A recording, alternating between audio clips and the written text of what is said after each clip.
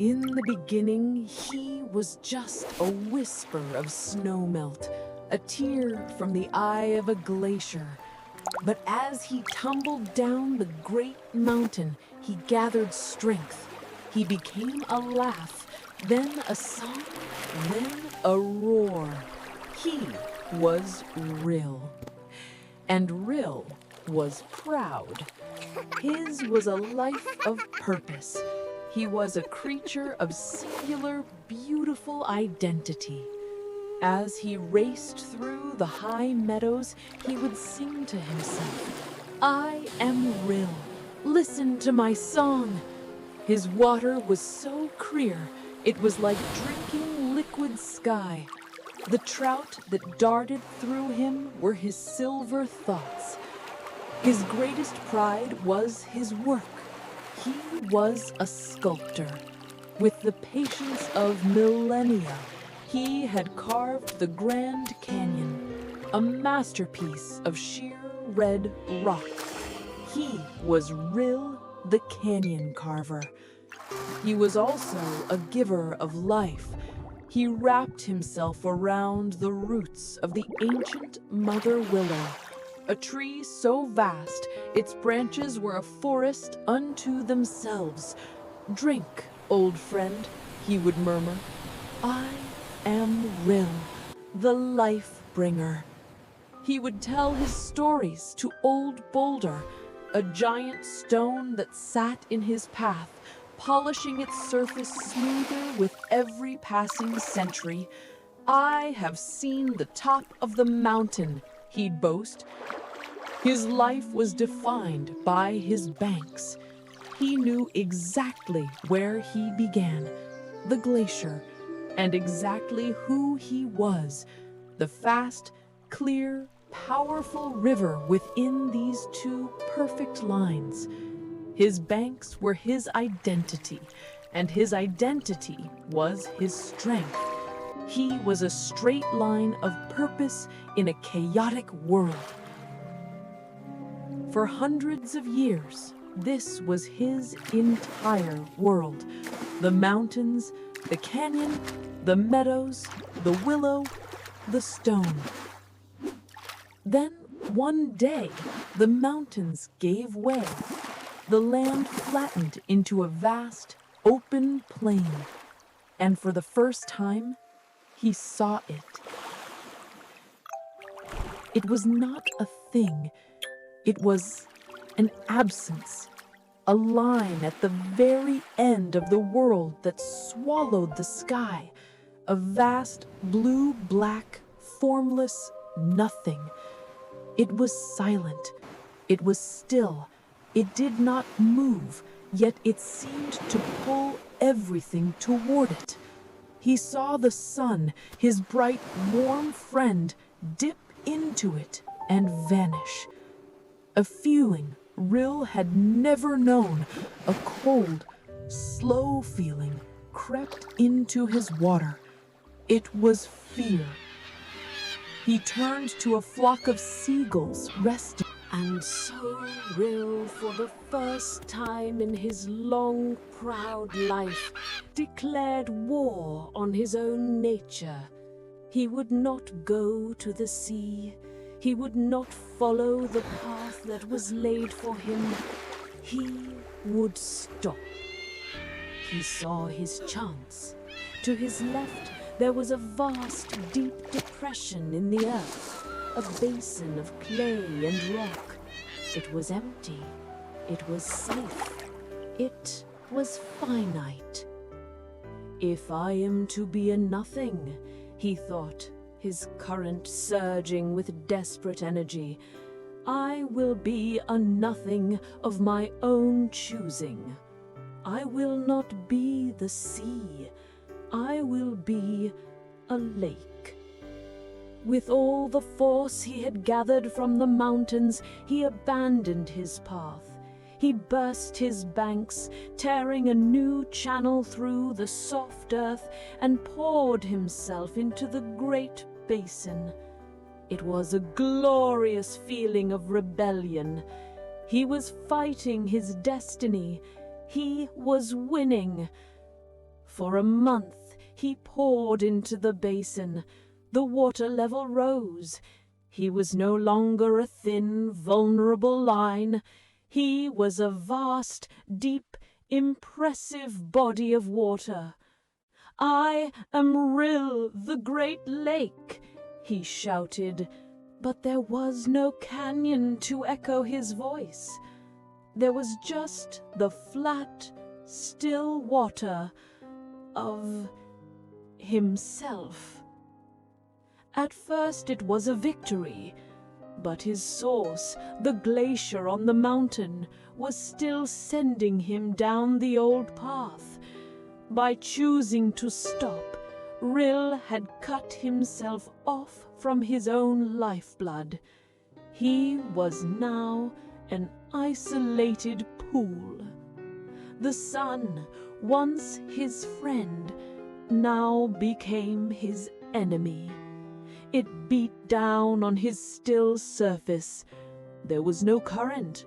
There was no movement. The water began to warm, then to thicken. A green, slimy film began to grow. Algae. His clear sky-blue water turned a murky, sick green. The trout that had been his thoughts, trapped with him, began to suffocate. They rose to the surface, one by one, their silver bellies flashing in the cruel sun. He was no longer Rill, the life-bringer. He was a swamp, a graveyard. The mother willow and old boulder were a distant memory, a life he had forsaken.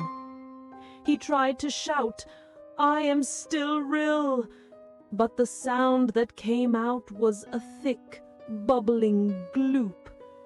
He had become a stagnant, dying thing. He looked at his putrid, still surface. The seagull was wrong. This was death. Not a clean joining, but a slow, foul decay. He had not escaped his fate. He had merely chosen a more disgusting version of it.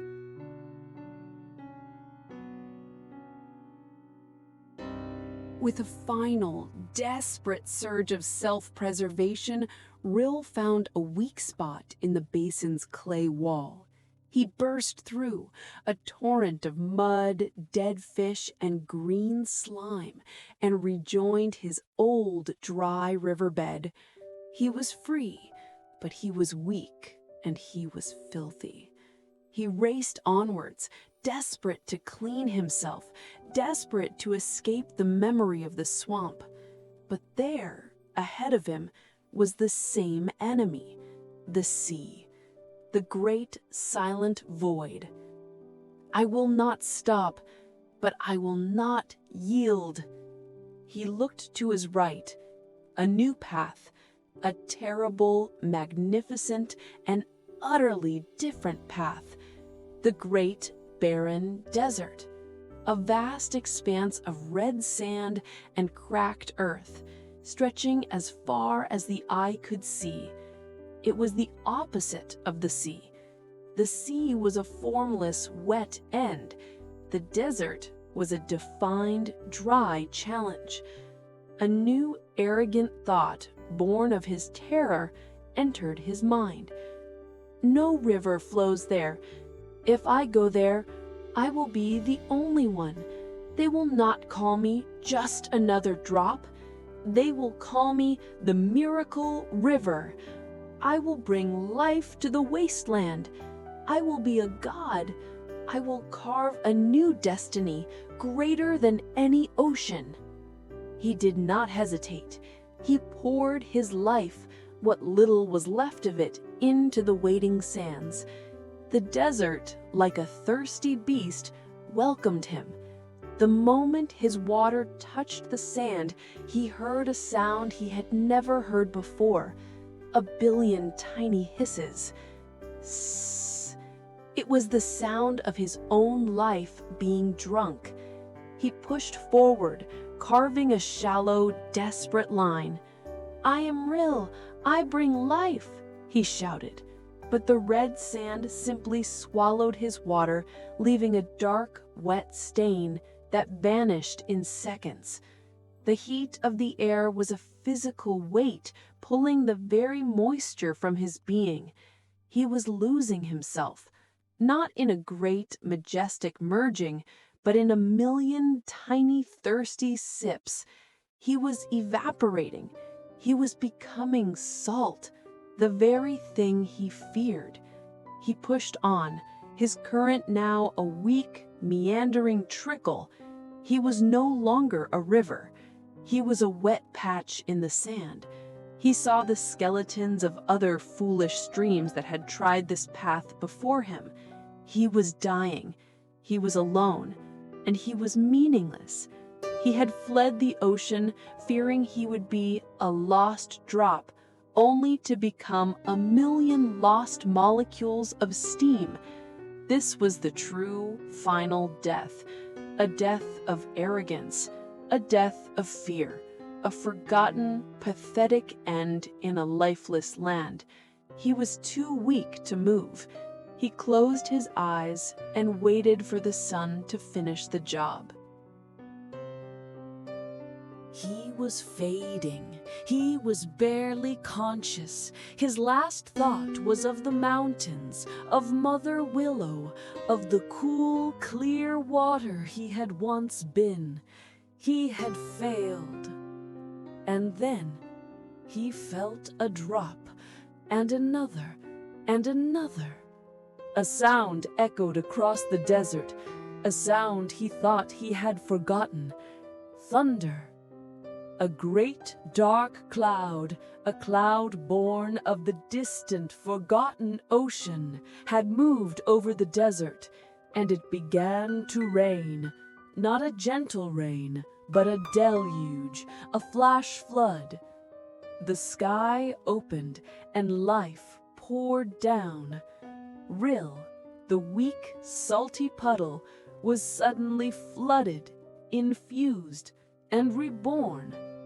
The rainwater washed the salt from his current, cleaned the grime from his bed.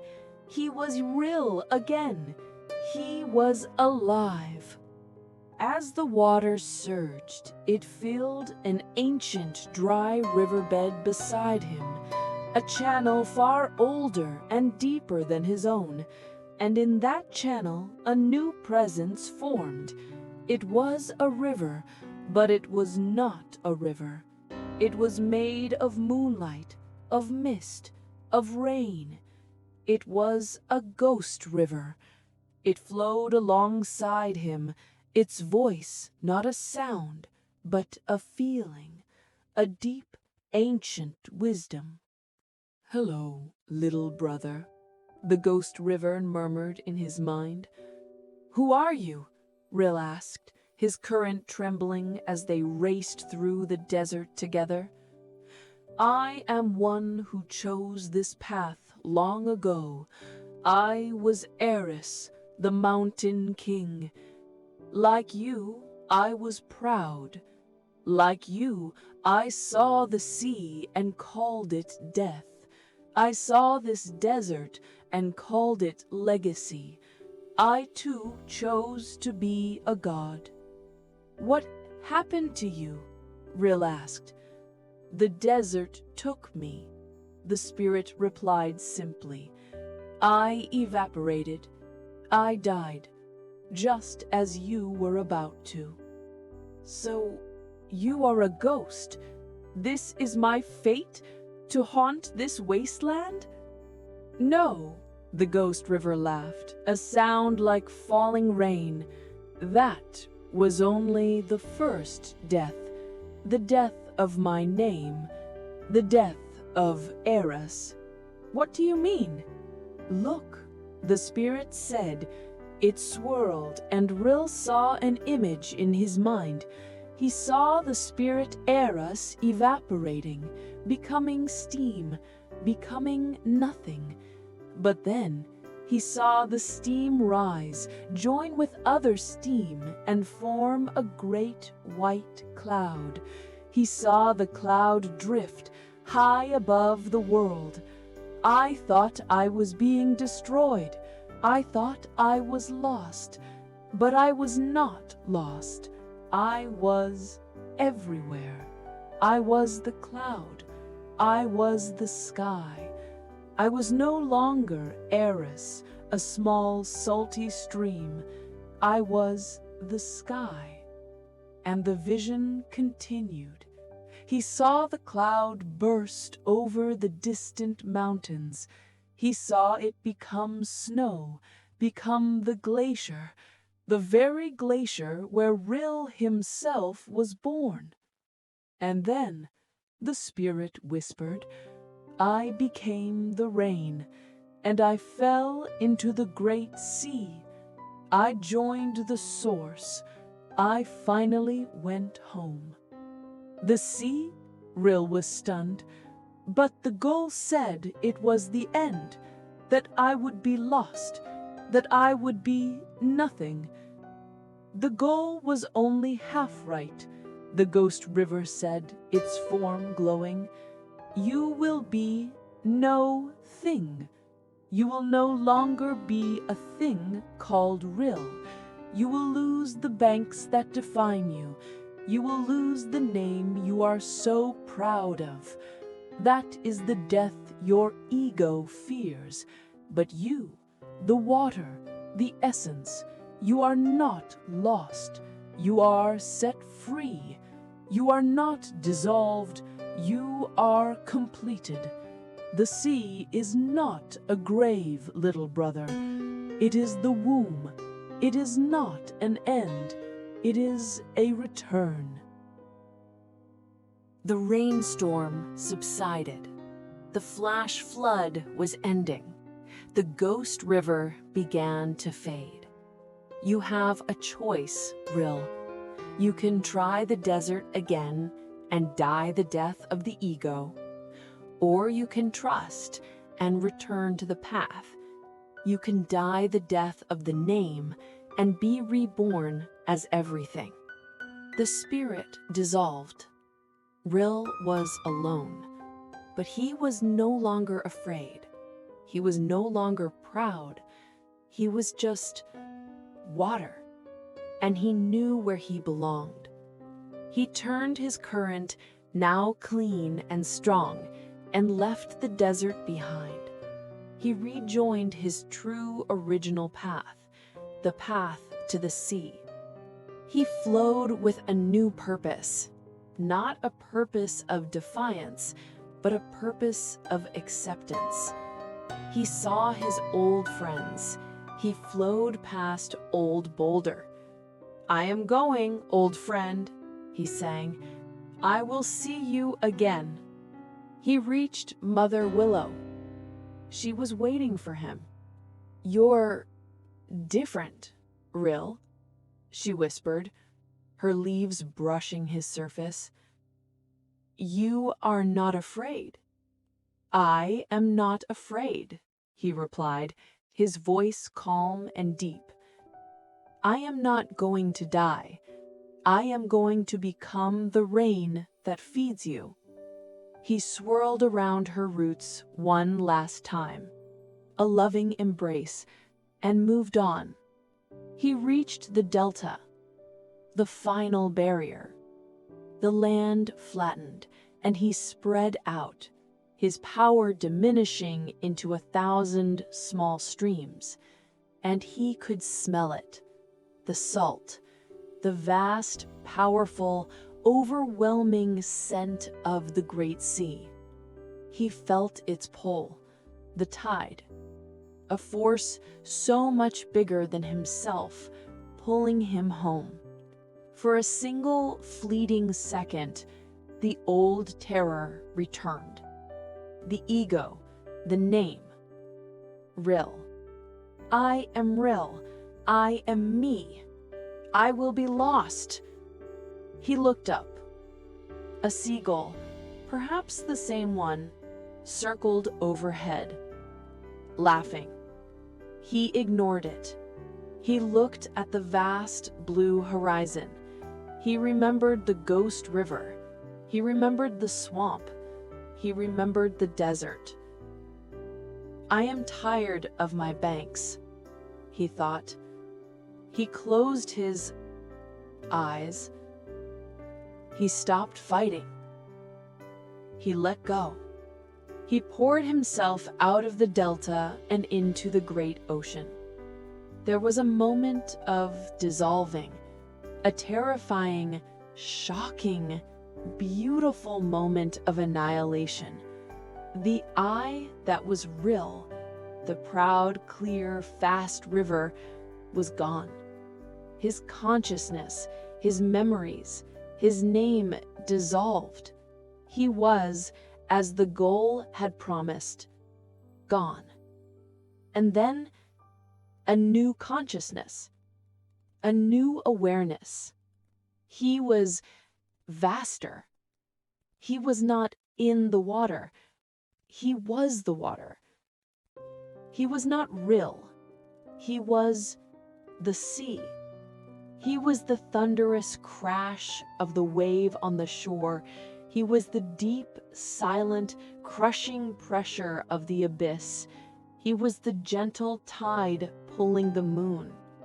He felt the shores of 1,000 distant lands. He felt the ice of the poles and the heat of the equator. He was everywhere. He was everything. He had not died. He had become. Far away, on the mountain where he was born, old Boulder sat, unchanging. But he was no longer alone. A soft white cloud, born of the great sea, drifted over him. And from that cloud, a single perfect drop of rain fell and landed on the great stone surface. A drop that remembered being a river. "Hello, old friend," a new, vast voice whispered in the wind. "I told you I'd see you again. We are all Rill. We are all proud rivers defined by our banks, our name, our job, our past, our identity. And we all flow towards an unknown ocean. We call it by many names: change, the future, letting go, the end, and we are terrified of it. We fear we will be lost. So we fight. We stop and build a stagnant lake of routine, rotting in our own comfort zone. Or we turn and charge into a desert of arrogance, evaporating in a desperate chase for a legacy that means nothing. But the story of Rill is a promise. The ocean is not a grave. It is a homecoming. Letting go of the you think you are is the only way to become the you are meant to be. The drop is not lost in the ocean. It becomes the ocean. What banks are you clinging to? What great, terrifying, beautiful sea are you refusing to join? If this story helped you on your journey, help our community flow. Subscribe to Mindbloom Animation for more stories that teach us the courage to let go.